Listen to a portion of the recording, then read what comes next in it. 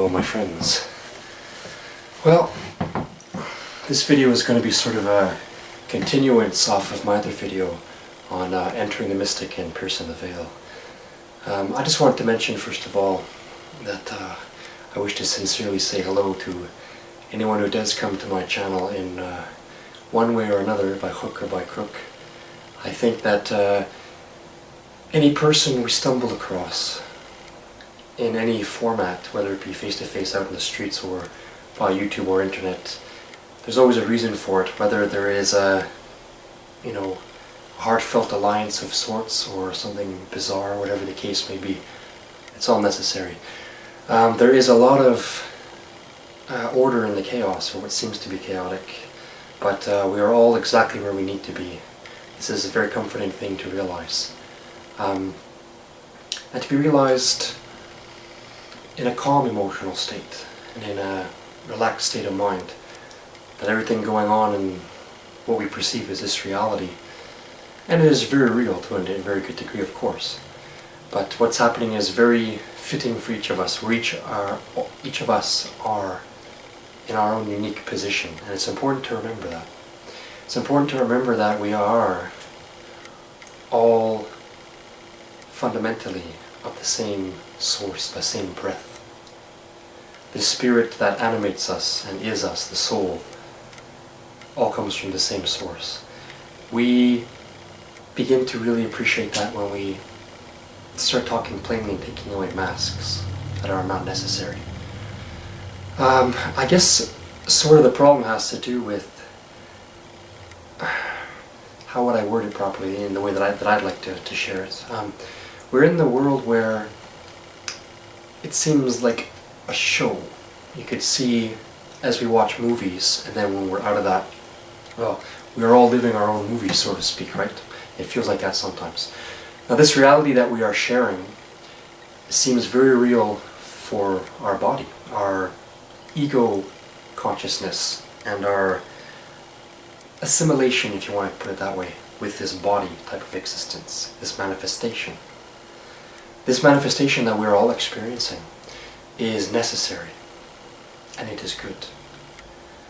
But due to our different involvements, our attachments, our desires, our needs to express certain things, this, what we call Earth, as a lot of you already know, is a field and is a plane. We call it a planet because it's a planetary existence, on a plane of existence. So we are very much sharing this plane, this planet, and we do affect each other. We are witnessing extremities of things. Now, a lot of people seem vexed in that they think they are their body, or they think that what seems to be concrete actually is something, when it really is not much, but a passing temporary thing.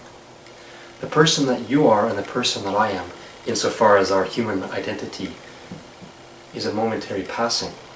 But the experience we are having will always be accrued into our soul as a memory. Some of us meet each other, or some of us are searching on the internet. I'll give this example, and we stumble across a certain country or a certain place, a culture, an era. Immediate attachment and love for it. There's something there. So we could cultivate this memory or not in any body we might like to have. When we are out of our bodies, all of us have much more knowledge and awareness and memory. When we come back inside the body, we have a lot of amnesia we have to get over. Some people have an easier time with this than others. That's just normal. I like to share this, I guess. When I first started exiting reality in order to find it, I was very, not terrified, because I knew that there was a higher power helping me out and was watching and was assisting me along the way. But it was very daunting and intimidating, sure, because to be quite honest, in the sense of, well, I'm not so much worried about survival, and although I have to be, we all have to eat and we all have to sleep and these kind of things. But in that moment that I was in, when I was 20, 21 years old, just starting to really open up to the mystic path, then things were crisper, louder, more interesting, more dimensional. And as I observed things from what I tried to do as a suspended judgment position, then I started to analyze things in a spiritual and an emotional way with the heart, trying to join mind and heart, and then see something for what it really is. Now, you and I do this all the time. What's funny is that sometimes we're good at deceiving ourselves, and when we deceive ourselves, that's when we deceive other people. Many people will agree that when we are in this sort of reality together and sharing it, that we seek to justify things, we look to, we try to give excuses for certain things, because when we have a desire to see something through, a plan, an idea, then we want to defend it because we need to go through that. Sometimes it's just more of a reverberating pattern. Sometimes something comes to us and we say, yeah, I've sort of been there and done that. I'll put that one aside, sort of thing. Now, all the great thinkers and all the great religions and all over the planet have always been saying the same thing. These are people that never talked to each other for millennia, and now the world is coming together, globalized, and it's a good thing. I'm not talking about in an agenda and a government way. I'm talking about what's going on behind the scenes for a real good way. Even those people may be used as puppets to propagate the enhancement of spirit. We all are where we are at. That's the main thing. Now, people have been talking and saying the same story from all over the world for thousands of years, even before that. So some of us really come to a point where taking away the veil becomes easy. I can simply say that it's by a choice, a sincere desire from the heart. It has nothing to do with control. When we want to manipulate something, we take away its sacred value.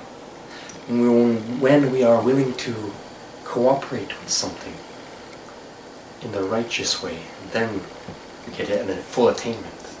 Unfortunately, sometimes even the good has to allow evil to fight evil.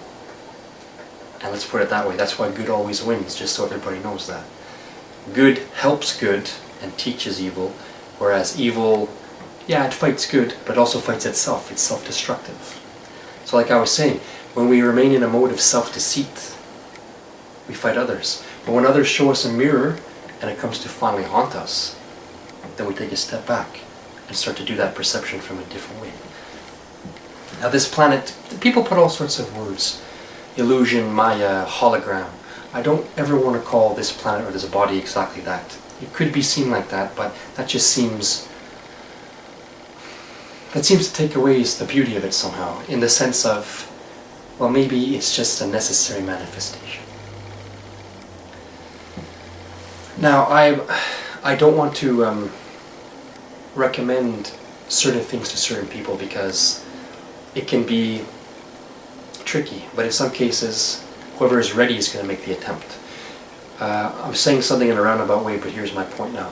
I guess that a lot of people that want to deny the existence of God and spirits and shadow attacks at night from demonic entities, people that want to deny and doubt these things are just simply not in the position where they want to confront them in a different way. In a different way. For us to use yoga with the other side, to shamanize with the other side and cooperate, it takes a readiness. Sometimes things happen to us and we don't think that we're ready for it. And then only later, after the fact, after the bumpy ride, we find out that we were ready for it. And so, it threw me down on the dust a bit and hung me upside down for a second, but I survived it. So, blessings come in disguise. Sometimes things look harsh and end up being beautiful after the fact. The things we orbit and attach in our hearts, memory experiences forever and ever, are quite exceptional. Now here's what happened. You and I are from the source. When the source exhales, out come the soul particles. What a bad word. I'm just trying to say things for simplicity purpose. But the soul spark, the soul entity, the consciousness, the emotional consciousness entity, comes off from source. And it's happy to be free for a little while and says, oh, well, I'm God too. And then there's God and there's God. And then we start to say, well, who's the right one? got to remember the source is the correct one. I have a new saying of late. No one can be God without being God. In order to do so, we have to be holy, humble, and sitting comfortably in our power. In this way, we really start to shake off the illusions. Because, I mean, if we're trying to manipulate and control things, as the Hindus said in the Bhagavad Gita, and the nice version I have, the gentleman Swami Bhaktivedanta, hope I said his name right, added nice purports. But people are here to get all their desires out. The souls that came out of God as an exhalation want to be the Lord of material nature. But what they're doing is, this material world exists for us to get our desires out. We're happy to be, to use that word, rebellious from the source for a second or two. But after a while we go, well, this doesn't seem right. I've enjoyed that. I think now I'm going to go back in. So then God inhales us, and we are of God, spread out and multiplied. And then we get, by choice and by readiness, never forced, God invites us, come back to me. And then we go, oh, that's my I am self. I am one with God when I'm going back into that self. And there we are, full knowledge. So we do this dance for eternity. In and out, in and out, in and out, in and out. Eternity is a long time. Do you or do I even have really a full appreciation of eternity? I don't think I've met a single human being, read a single book, my own self. No. I haven't met one who really understands eternity. Our higher self acknowledges it and likes it and goes, yeah, of course. But in the human body, we're so attached to temporary things that we forget the eternal things. I think that the best way to perceive things is from that higher seat. As Gary Zukav said in his book, The Seat of the Soul. When we're sitting in the eternal perspective, then our judgments are accurate. When we are entering the mystic, we are wishing to get into that state. I'll accept that which is, like I said in my other video. I'm ready to see something for what it is, not what I want it to be, what it is. And with this grace, we enter into this relationship with what is, and all sorts of stuff starts to happen. Anybody who wants it and who is ready can and will become very profound in the mystical depth of soul. This is what we are. Our core self, as many of you know, is exactly that. One with God. And we can be here, sometimes we can lament and regret. Some of us have been here a long time for this particular earth, and a lot of us are ready to go be inhaled again because we're a little bit pooped. We're a little tired. But it was a good run, it was interesting.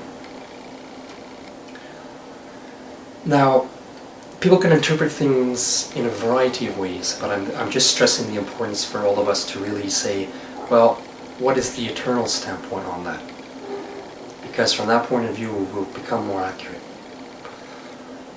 Tearing down the walls, so to speak, is frightening at first, but then it becomes a natural thing. And it's like doing an action and then, okay, meditating and chewing on the effect of that, the knowledge of that. I'll be the first to say, sometimes I learn something profound. I'm writing, I'm reading, I'm thinking, I'm doing something, walking in the woods. And all of you understand, you've been through this too. A moment of revelation comes and you go, oh wow. Sometimes it takes me a week or so to recuperate and go, oh wow. So you have this digesting of it. When you're ready to digest, then you go forward again. The path to the other side, to the mystic, to the real side. You know what? This physical world, this is the other side. I don't like to say the spirit world is the other side. It's the first side. This physical, seemingly physical existence, a temporary and necessary manifestation. This is the other side. This is the secondary, or maybe even the third, or down the line more. And we are here remembering what it is like. We want to remind ourselves, and we all indeed are mirrors to each other. We are from the same source. When you look in someone's eyes and you see the life thereof, and they see the life thereof, it's a profound, beautiful thing. Being able to share that with other entities is gorgeous. When some people are only newly branched off from source, their eyes have a different look. They're in a more of a confused state.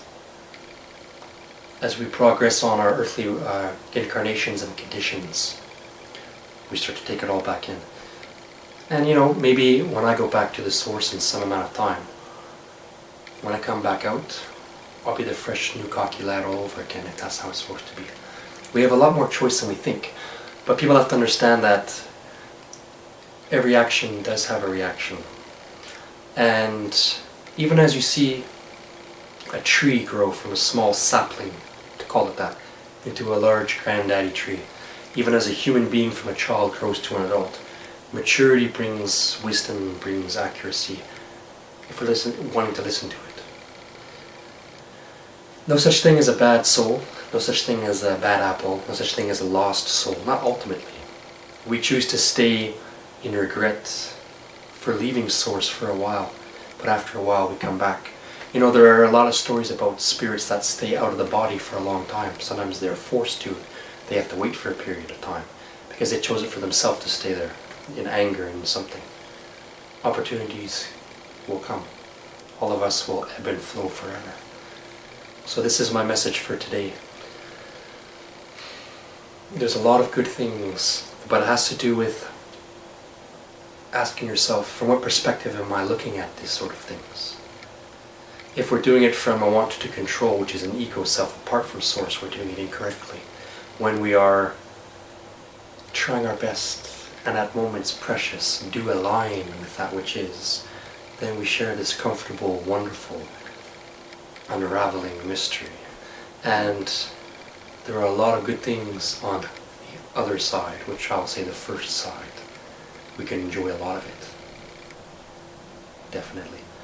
And once we're comfortable with that, and that, and just for last PS sort of thing, post-script, well, post-speech, is that do things, if you're someone that's on a mystical path, and even someone that considers himself high up there, all and anyone understands this, that do it in little chunks and little steps. Sometimes you take a big leap, recover a bit.